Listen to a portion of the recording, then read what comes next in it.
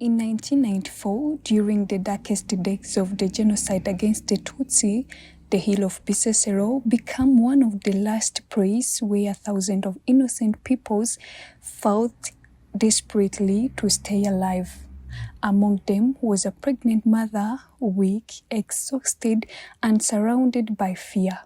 Every day was a battle between life and death. A gunfire echoed across the hills, families were torn apart, hope seems to disappear with every sunrise. And then, in the middle of genocide, she gave birth to a baby boy.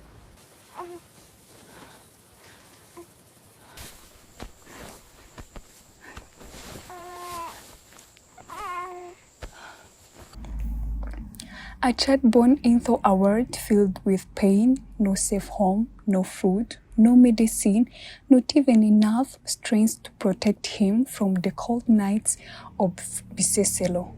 The mother struggled to keep her baby alive. Finding milk was impossible. Even carrying him became difficult as hunger and fear consumed the survivors around her.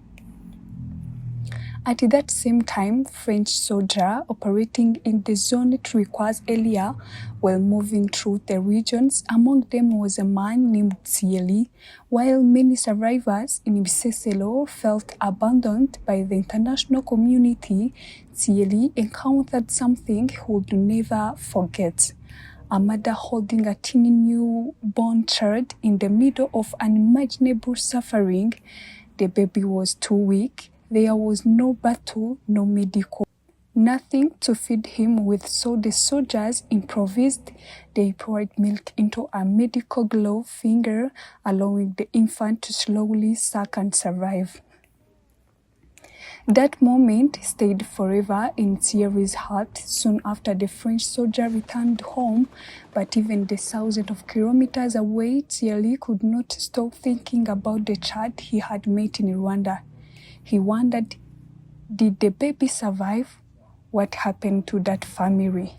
Years passed, but the memory never failed him. In 2001, Thierry returned to Rwanda with one mission: to search for the family from Bisesero.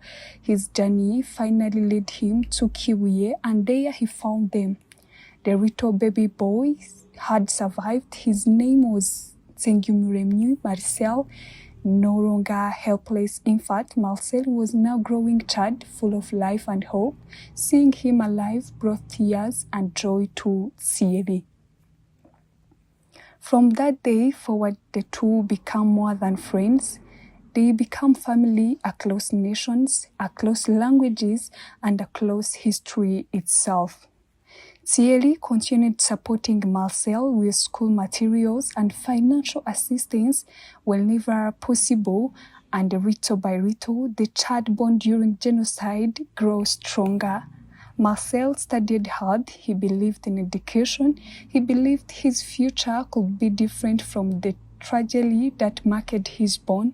Today, Marcel is a grown man with hope for tomorrow, a symbol that even after darkness, life can rise again. This story reminds Rwandans and the world that humanity still exists, even in a moment of horror. It reminds us that genocide must never happen again, because when hatred is allowed to grow, humanity suffers. But when compassion survives, nations heal. Rwanda chose unity, Rwanda chose rebuilding, and Rwanda continues to show the world that peace is stronger than division. The story of Thierry and Marcel is not only about survival, it's about responsibility, the responsibility to remember, to protect humanity, and to ensure that never again become more than words. Because every child deserves to be born into a peace, not into a war.